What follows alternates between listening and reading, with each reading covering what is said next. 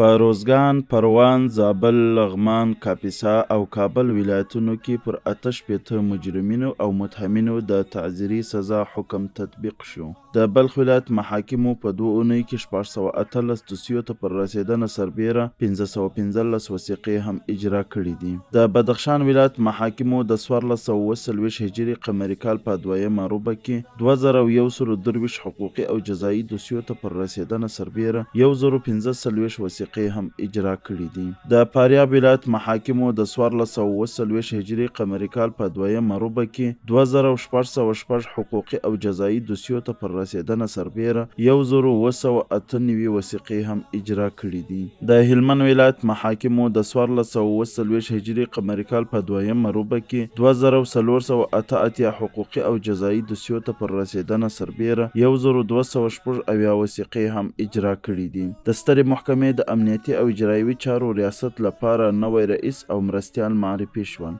د خوست ولایت محاکمو په 2 اونیو کې 214 دوسیو ته رسیدنه کړې او 119 وثیقې هم اجرا کړي دي. د افغانستان اسلامي امارت اړوند محاکمو د 1420 هجري قمري کال د 2مې روبې په جریان کې د نشهیي توکو اړوند 2440 دوسیو ته رسیدنه کړې ده.